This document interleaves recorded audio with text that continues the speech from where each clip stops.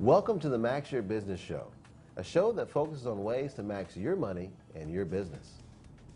Today we're focusing on how to use the internet as a tool in growing your company. We have two experts here today who will help us with ideas and strategies in positioning our companies on the internet. Stay with us.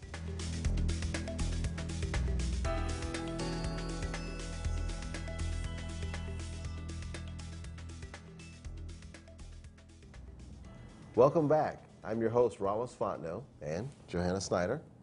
You know, it's no secret that your client will consult an internet search engine when considering your product or service. So we're going to help you position your company or business at the top of the search engines. We'll be talking to experts on SEO as well as pay-per-click here shortly. So before we bring on our first guest, I want to introduce you to our newest addition to our show, Johanna Snyder. Now, she has a background in both education and business.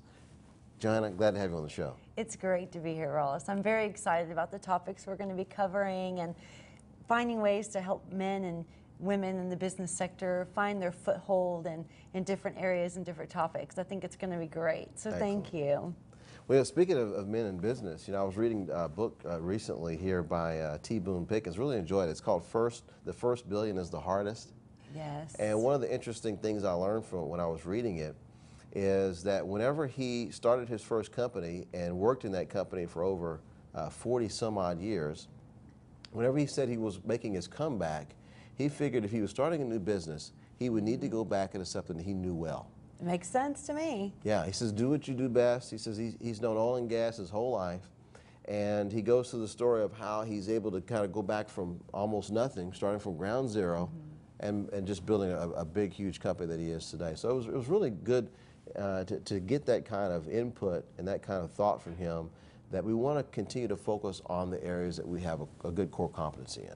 And I completely agree with that. I think a lot of times we get these visions of grandeur and where we're going to go, and I think if we stick to those, I mean, that's really great advice. And if we're sticking to that foundation of what we know, and what was the percentage that you gave me about having to know something for a certain amount of time? I absolutely love that. Well, you know, it's interesting you mentioned that. It was in Malcolm Gladwell's book, Outliers, and he talked about how they did a study, and when they did this study, it takes about 10,000 hours to be really good at anything worth being good at, to become an expert, and you have to do it consciously.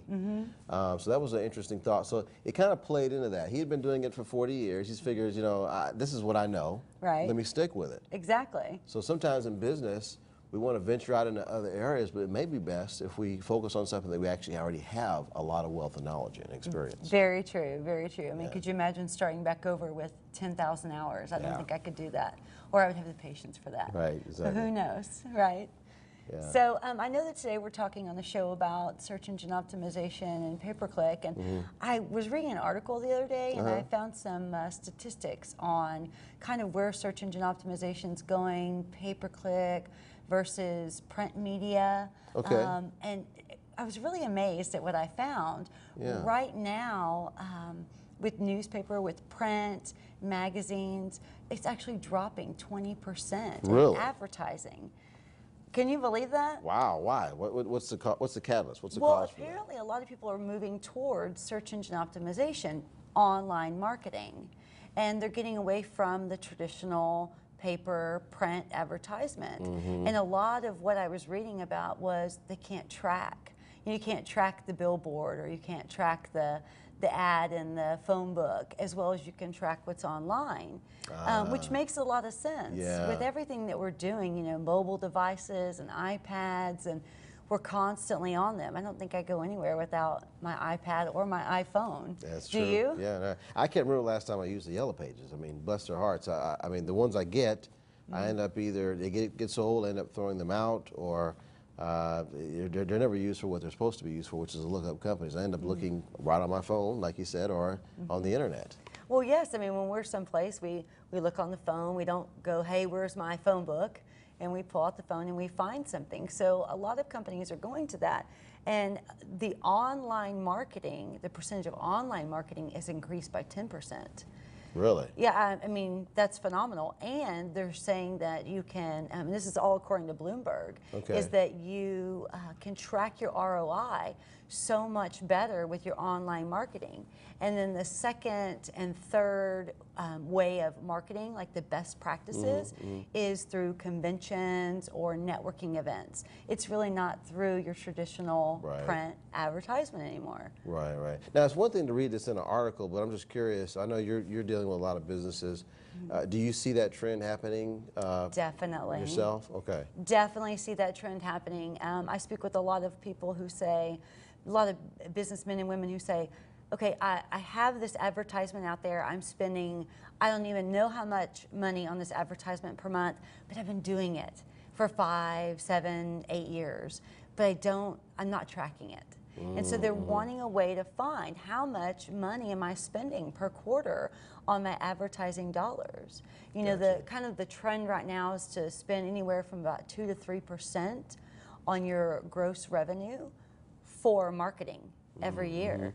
And people are starting to see that and getting smart about that, especially in the business realm, because so many people are going online. Yeah. You know? Now, just curious, do you see any trends between the paid advertising versus, let's say, social media, where they're not having to pay necessarily per ad? I wouldn't really say it as a trend. I would say that your different types of businesses are using those in different ways. Okay. So, like one guest we have coming on today, pay-per-click, you know, is very, very focused for him and his company, defensivedriving.com. Right. And he wouldn't necessarily use social media for people to follow him, because social media is a great way for referrals and you know, building that kind of that family essence, that networking and talking and sharing stories.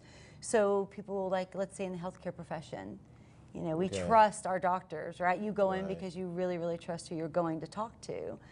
Those are the type of avenues you would really focus on your social media. However, they do work in conjunction. Right. I would think that maybe like a restaurant. They probably could use social media like for reviews and stuff, I guess, huh? Perfect example.